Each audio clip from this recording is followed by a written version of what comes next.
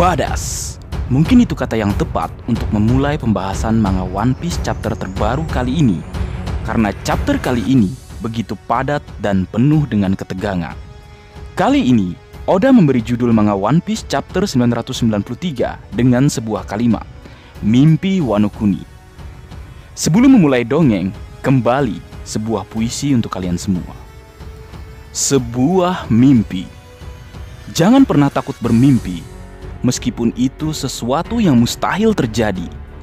Saat ini, di negeri Wano Kuni, di tengah meriahnya festival api, nestapa ternyata menyelimuti.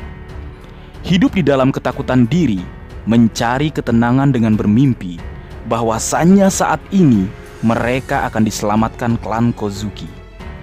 Dan benar, bagaikan sebuah mimpi, apa yang dihayalkan benar-benar terjadi. Para pejuang telah bersiap mati untuk membuka Wano Kuni. Chapter kali ini kembali menampilkan cover story lanjutan tentang bajak laut Fire Tank. Cover story petualangan bajak laut Fire Tank akhirnya menampilkan sesuatu yang benar-benar happy ending, sakral dan berhubungan dengan hati. Yap, Putri Big Mom yang pergi berpetualang mencari cinta sejatinya akhirnya benar-benar mendapatkannya. Charlotte Lola menemukan Gotti yang merupakan salah satu kru dari Capone Gang Bang sebagai belahan hatinya. Mereka akhirnya menikah dan momen bahagia ini semakin lengkap. Lola yang mencari cinta sejatinya mendapatkan cinta yang lain melalui cinta ayah dan saudaranya serta cinta kesetiaan para krunya. Leo, sudah 37 cover story. Apakah ini cover story penutup dari petualangan bajak laut Fire Tank? Menarik, mari kita tunggu bersama kebenaran yang akan Oda Sensei ungkap. Baik, chapter kali ini dimulai dalam suasana di ibu kota bunga yang saat ini melangsungkan festival api. Semua orang nampak menumpah ruahkan kebahagiaan mereka di malam festival api tersebut. Namun di balik itu semua, meskipun orang-orang di ibu kota bunga nampak tersenyum, jauh di dalam lubuk hati mereka terdapat ketakutan dan perasaan tertindas yang tertanam hingga sekarang. Mereka terus bertahan hidup dan percaya jika suatu hari nanti samurai dari klan Kozuki akan menyelamatkan negeri ini. Rasa takut yang dialami penduduk negeri Wano Kuni menjadikan festival api adalah satu-satunya hari di mana mereka semua bahagia, karena pada hari itu sang shogun terjelek di muka bumi atau Kurozumi Orochi meninggalkan ibu kota bunga, lebih tepatnya berpesta di Pulau Onigashima bersama sekutunya yaitu Hyakuju no Kaido. Keadaan ini membuktikan bahwa warga ibu kota bunga tidak pernah melupakan kejadian 20 tahun yang lalu saat eksekusi pewaris sah shogun negeri Wano Kuni yaitu Kozuki Oden. Dan memang hal itu sudah terlihat saat flashback. Semua orang yang menyaksikan eksekusi sudah mengetahui fakta yang sebenarnya telah terjadi. Bahkan mereka juga mengetahui alasan mengapa seorang Kozuki Oden bertingkah seperti orang gila dengan menari tanpa busana di tengah kota. Doktrin dan pengubahan fakta sejarah negeri Wano Kuni yang dilakukan oleh pihak Orochi dan Kaido kepada anak-anak atau generasi muda dari negeri Wano Kuni, seperti yang terlihat di awal cerita, tidak benar-benar menghapuskan kebenaran yang sudah dialami secara langsung oleh warga negeri Wano Kuni. Mereka tidak melupakan semua itu, dan alasan mereka bertahan sampai saat ini adalah untuk menanti dan tetap percaya jika suatu hari nanti mereka akan diselamatkan. Orang-orang yang berada di ibu kota bunga membuat sebuah legenda yang tak masuk akal untuk menenangkan hati mereka. Mereka membuat sebuah patung raksasa yang sepertinya mereka anggap sebagai sang legenda penyelamat negeri Wano Kuni. Dan menariknya, patung ini jika sekilas dilihat akan mirip dengan kapten tercinta kita, Bakasencho Monkey D. Luffy, saat masuk dalam mode Gear Force Bondsman.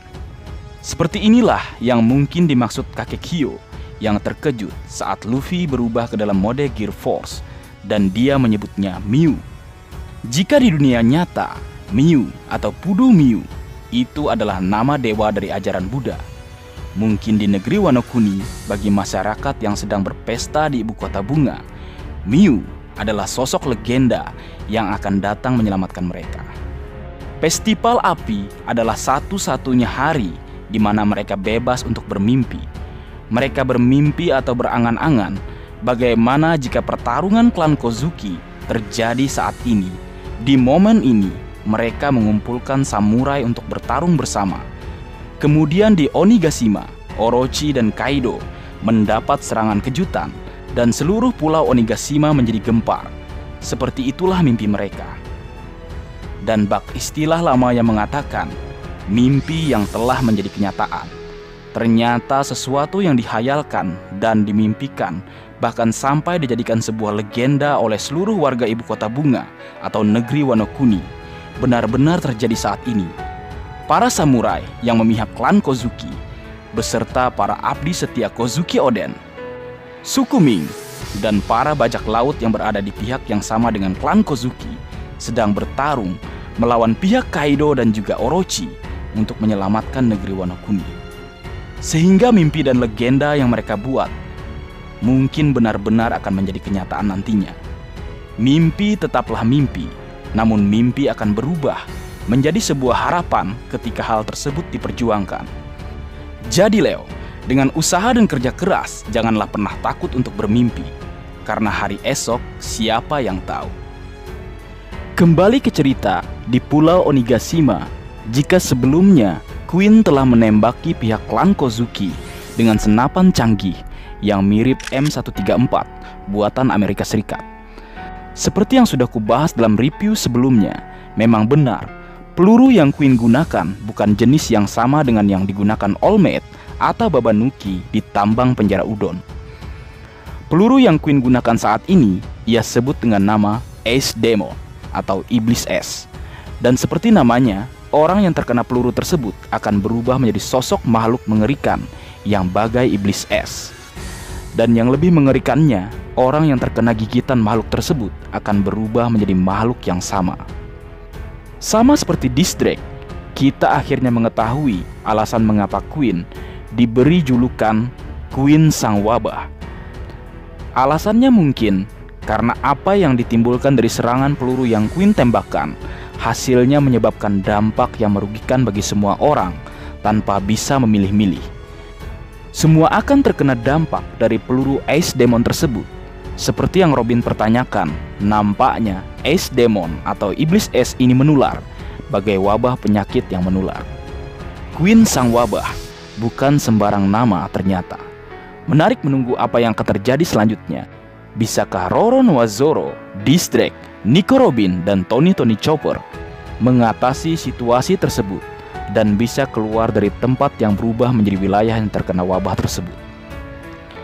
Berpindah ke tempat lainnya, Luffy dan Sanji yang bergerak maju menuju puncak gunung tengkorak Pulau Onigashima. Sebelum berlanjut, mari kita melihat bersama-sama kastil kediaman Kaido, tempat di mana pertarungan terjadi selain di atas atap Pulau Onigashima. Ternyata kastil kediaman Kaido terdiri dari 5 lantai dan 2 basement. Jadi total ada 7 tingkatan yang harus dilalui. Dan setelah dilemparkan Queen, kemudian kembali bergerak maju bersama Sanji, saat ini Monkey D. Luffy masih berada di lantai B1 atau basement pertama, yaitu tingkat kedua dari 7 tingkatan bangunan kastil Kaido. Dan saat bergerak maju sambil menerjang dan menghajar para kroco bajak laut buas Kaido, Luffy dan Sanji dihadang oleh seorang headliner yang bernama Briscola. Seorang headliner pengguna kekuatan gorila yang ada di tangan kirinya. Jika mendengar nama Briscola sesuai tema bajak laut buas Kaido yang bertemakan kartu, kembali lagi Oda Sensei menamai anggota bajak laut buas Kaido dengan nama tema kartu. Briscola adalah salah satu permainan kartu yang populer di Italia. Headliner yang bernama Briscola ini terlihat cukup kuat. Luffy pun bersiap untuk bertarung dan menghajarnya. Namun tindakan asal hajar Luffy dihentikan Sanji yang nampak kesal dan mengatakan hal yang sama untuk kesekian kalinya jika Luffy harus menyimpan kekuatannya untuk melawan Kaido. Karena dihentikan, Luffy marah dan berteriak dan berkata kepada Sanji, "Kalau hanya kau sendiri, pasti akan memakan waktu untuk mengalahkannya," ucap Luffy. Kemudian Sanji balas berteriak ke arah Luffy, "Berisik! Akan kuselesaikan dalam 10 detik," ujar Sanji. "3 detik saja jika aku ikut," ucap Luffy balas berteriak. Barbar memang sang kapten, pengen main hantam dan babat saja. Padahal yang diperdebatkan hanya selisih beberapa detik. Namun di tengah perdebatan antara Luffy dan Sanji, seseorang muncul dengan jurus karate manusia ikannya. Lawan yang diperdebatkan Luffy dan Sanji diterbangkan sampai membentur langit-langit. "Luffy dan Sanji, sudah kuduga kalian di sini. Aku akan mengawal kalian menuju atap. Jadi simpan kekuatan kalian," ujar sang kasatria lautan Jinbe yang keren abis. Sencho pun sampai berteriak kegirangan, "Jinbe!" ujarnya. Sanji nampak kesal dan berkata kepada Jinbe, "Kenapa kau tiba-tiba datang? Sejauh ini aku sudah mengawal Luffy," ujarnya. "Begitukah? Maaf kalau begitu," ujar Jinbe balas menjawab. Coba kalau ada Zoro, sudah gelut mereka dan menyombongkan diri siapa yang paling hebat. Berbeda dengan Jinbe, sudah tidak perlu diragukan lagi untuk hal-hal seperti yang mereka hadapi saat ini. Pertengkaran tidak perlu dan tidak bermutu memang tidak perlu dilakukan. Tinggal ucapkan magic word, misal, "Maaf kalau begitu." Seperti yang Jinbe lakukan pada Sanji, sudah menyelesaikan masalah perselisihan akan hal yang mereka anggap penting, yaitu mensupport atau mendukung sang kapten tercinta Monkey D. Luffy. Di panel selanjutnya, Sanji kembali mengingatkan, mungkin untuk dirinya juga, jangan lengah, karena lengah sedikit saja si Baka Sencho akan masuk ke dalam pertempuran yang dilihatnya. Sedikit membahas, seperti yang dikatakan Jinbe, bahwa dia akan mengawal Luffy dan Sanji menuju ke atas atap Gunung Tengkorak Pulau Onigashima. Sepertinya Jinbe melihat situasi yang mereka hadapi saat ini, dan memang itu yang bisa ia lakukan. Sanji bisa menjadi karakter yang penting untuk membantu Luffy menuju ke tempat Kaido di atap Gunung Tengkorak Pulau Onigashima.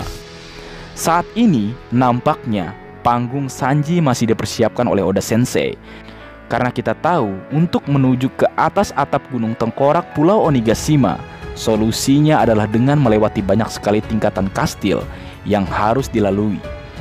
Selain 2 basement, juga masih ada 5 lantai kastil yang juga harus dilewati Luffy nantinya. Dan jalan masuknya, jika ingin langsung melalui lubang yang diciptakan oleh Kaido saat berubah menjadi mode naganya, tentu akan dihalangi atau dihadang oleh pasukan Gifter penerbang dan juga King the Wildfire. Jadi memang ini adalah panggung yang tepat bagi Sanji. Tugas Sanji adalah menahan dan menghentikan King agar Luffy bisa menuju ke tempat Kaido berada.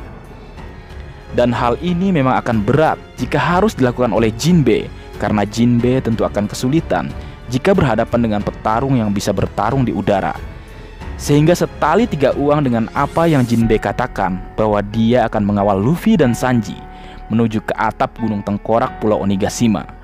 Sanji adalah pilihan yang tepat untuk menghadapi King dengan kemampuan skywalk-nya. Dan juga tentu jangan lupakan Raid Sweet Germa Double Six miliknya.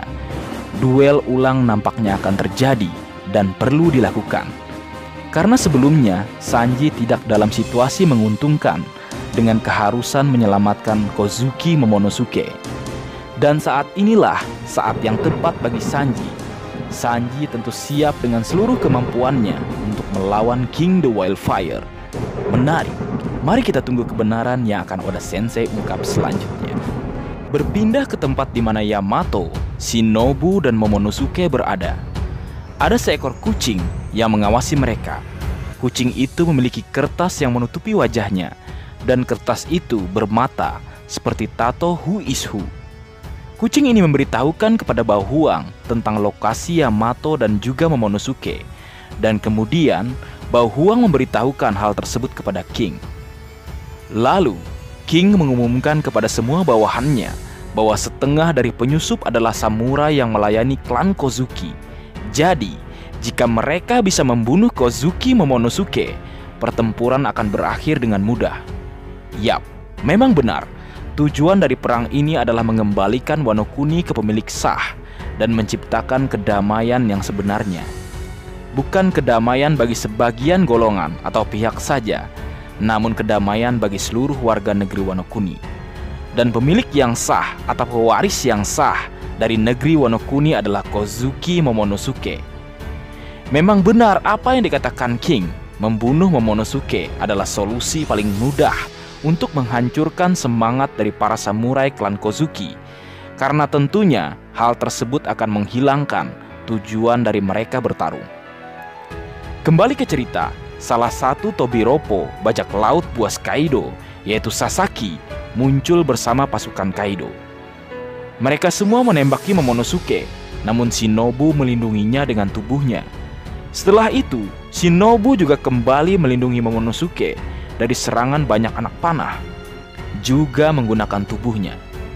Dan saat seseorang dari pasukan Kaido yang merupakan pengguna Smile Kura-Kura bergerak dengan cepat menyerang ke arah Momonosuke dan Shinobu dengan sebuah kapak, Yamato yang melihat kejadian tersebut dengan cepat menghentikan dan menghempaskan orang tersebut.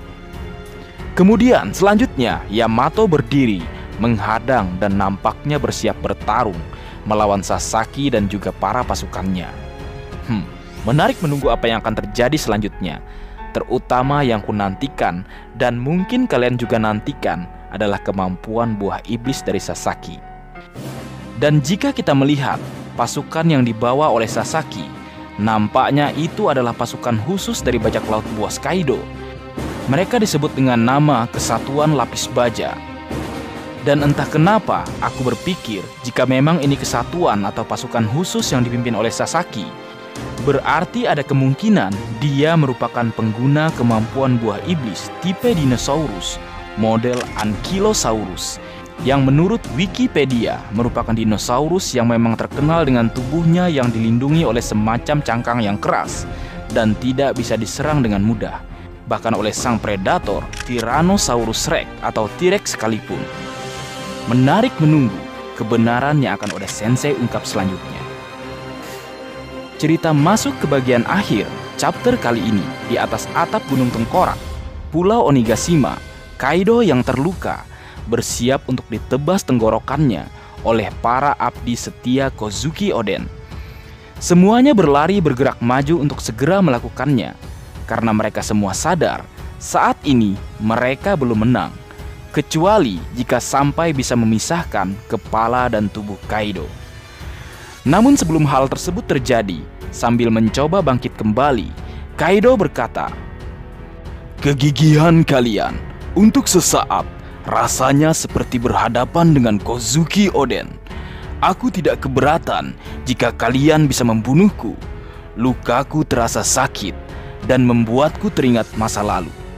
Kemudian Kaido teringat masa lalu saat momen pertarungannya dengan Oden, yang memang bukan sebuah pertarungan yang adil, karena saat itu Oden yang berhasil melukai dan mengalahkan Kaido diganggu oleh seseorang yang berubah menyerupai anaknya, yaitu Kozuki Momonosuke. Kembali ke Kaido yang masih berkata, "Tapi tetap saja kalian bukan Oden.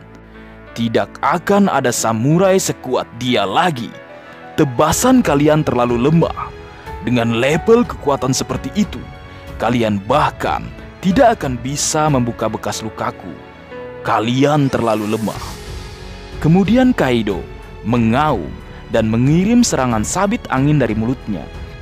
Para abdi setia Kozuki Oden mencoba menghindarinya, namun sial, salah satu dari pisau angin tersebut mengenai dan memotong lengan kiri Okiku. Astaga. Hal tersebut membuat Kinemon dan Izo terkejut saat melihatnya, mungkin juga termasuk kita. Sedikit membahas, tapi aku tidak ingin membahas apa yang dialami Okiku. Sudah cukup, itu terlalu menakutkan. Kita membahas hal lainnya saja, Leo.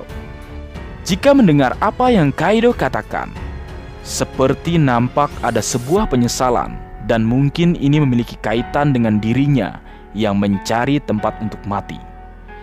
Ini menurut pandanganku, tidak berarti aku mengatakan ini benar. Ini hanya opiniku. Bahwasanya Kaido menyesali pertarungannya dulu dengan Oden yang ternoda dengan adanya sebuah kecurangan. Bahkan di masa saat ini atau di chapter kali ini, Kaido sampai mengatakan jika dia tidak keberatan jika para abdi setia Kozuki Oden membunuhnya. Kemenangannya melawan Oden seperti aib bagi dirinya, sehingga akhirnya dia mencari jalan kematiannya. Bahkan nampaknya dia masih berharap ada samurai yang sekuat Oden, dan sampai saat ini dia tidak menemukannya. Sesuai apa yang ia katakan pada chapter kali ini, kalian bukan Oden, tidak akan ada samurai sekuat dia lagi. Luka yang disebabkan oleh para Red Scabbard dengan Togen Totsuka membuat Kaido terluka, tapi tidak cukup untuk membuka kembali luka lama yang disebabkan oleh Oden padanya. Sedikit membahas, aku sedikit mempertanyakan kenapa Kinemon, Denjiro, Asura Doji, dan Inuarashi menyerang atau melancarkan serangan Oden Nitoryu, Togen Totsuka di tempat yang sama dengan yang ditinggalkan oleh Kozuki Oden. Kenapa tidak di tempat yang lain? Tidakkah kau berpikir para abdi setia Kozuki Oden sudah mengetahui jika Togen Totsuka mereka berbeda dengan Togen Totsuka milik Kozuki Oden, seperti yang juga dikatakan Kaido?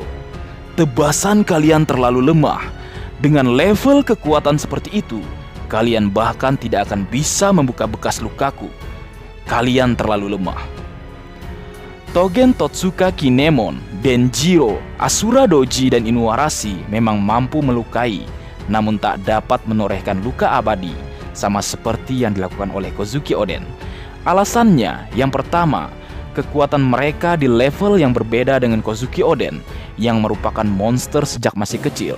Di dalam cerita dijelaskan bahwa dari umur 2 tahun, Kozuki Oden sudah mampu menangkap 2 ekor kelinci. Kemudian ketika berumur 4 tahun, Oden mampu mengalahkan seekor beruang hanya dengan melempar batu besar ke arah beruang tersebut. Dan kita tahu, dia bahkan mampu menahan serangan seorang Shirohige dan banyak lagi hal lainnya. Sehingga sudah pasti level kekuatan Togen Totsuka Kozuki Oden berada di atas para abdi setianya.